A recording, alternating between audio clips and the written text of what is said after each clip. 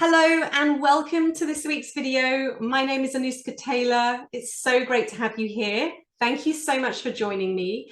And if you haven't yet subscribed to my channel, please do. It really does make a huge difference to getting my videos out to more people, which is always the point of these videos. And also, if you do enjoy my videos, don't forget to give me a thumbs up. And I love reading your comments, so please do leave a comment if you'd like to share anything that's come up for you following a video. So today I'm going to talk about coaching versus therapy and what the difference is. I will be talking about this from a voice perspective, but I thought initially I might just talk more broadly about what the difference is. So whether you're going to see a therapist about life stuff or you're going to see a speech therapist, what's the difference and why might you see one versus another? So as someone who has worked with both coaches and therapists over the years, I've kind of been on both sides of the fence. And one of the key differences that I have seen between the two, therapists and coaches, is the focus. There are, of course, other differences, but this is the main one, and the one I want to focus on today is the focus. So when you work with a therapist, it's normally very past focused. It's very past driven. So it's looking at your childhood, past experiences, past traumas, patterns of behavior, patterns of thinking. And normally there's some sort of trauma in your life to drive you into going to see a therapist. And that was certainly the case for me. And it really is about survival. It's about trying to make the ego feel safe in the world. So you feel out of control, you feel unsafe. And that's really, for me, in a nutshell, what therapy gives you is it gives that ego that sense of security. So it can feel a bit more in control in life. Now, of course, we know from a higher sort of spiritual perspective, that is just an illusion anyway, because we aren't the ego. So for me personally with this, just to give you a little example, so 10 years ago, in fact, this year, my mum passed away quite unexpectedly. She had a relatively short illness with cancer, and I'd never experienced loss of anyone significant in my life before, let alone when I was relatively young. And it was unbelievably traumatic. It was painful. I really just struggled, for many months just to get through each day. And I went to see a grief psychotherapist for this reason, because I was crying all the time. I was just totally in survival mode. And she really helped me to feel kind of safe again in the world and to feel like I could kind of cope. So one of the things with therapists, I think, that you get is they help you find a normal level of functioning. Because I think for a lot of people that go and work with therapists, there has been that sort of trauma in their life, whatever that might be, and they may be feeling overwhelmed or unable to cope in life. So that's, for me, what therapy gives you. And there's absolutely a place for that. And we need it. And there's people that absolutely need that. So that's therapy. Now, when we look at that from a voice perspective, it's kind of similar in the sense that speech therapy is really about finding a normal level of function for your voice. You're unlikely to go and see a speech therapist and say, I want to deliver the most incredible keynote speech next month. Can you help me find more impact and authority and power and expression in my voice?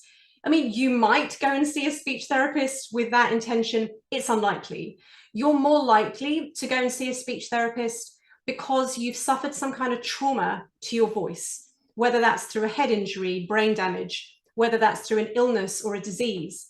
For example, you might have had a stroke. And so your goal really is, I just want some normal level of function for my voice.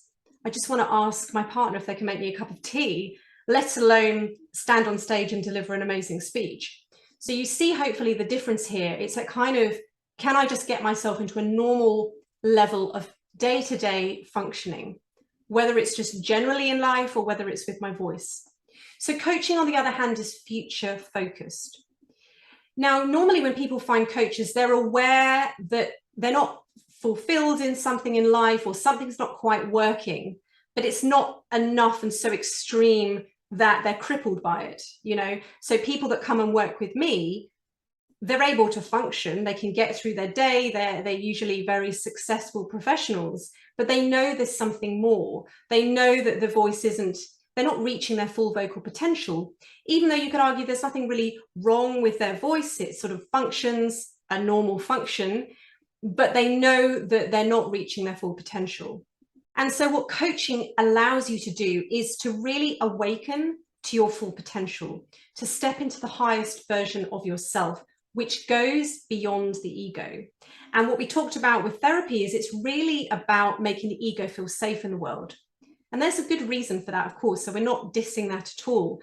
But I hear a lot, people say they've been in therapy for years and nothing's really changed. This is why, because you're really just trying to rearrange the furniture. Because if you're not the ego and you're just trying to make the ego feel better, it is a losing battle at some point. It serves a purpose when you're in that survival place, when you're in that deeply traumatized place, of course.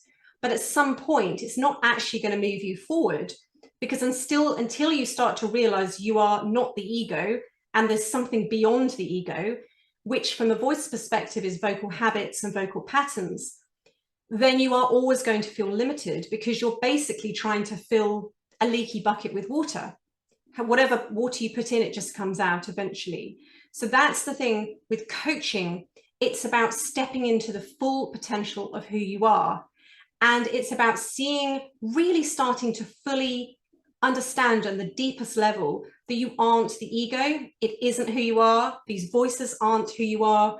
It is your conditioning. It is your programming, which means you can transcend it. And certainly from my perspective with the Jungian psychology, of course, Carl Jung did work with some very mentally ill patients, but a big part of the reason I love using his work in my coaching is because he did really get that we are more than the ego. There is something infinite in us. There's this creative potential. And whether you kind of logically believe this or not, we're all aware that there's something that the mind can't always fully grasp. Even if we think about falling in love, that doesn't make logical sense. If we think about our imagination, our intuition, our creativity, like where does all of that come from?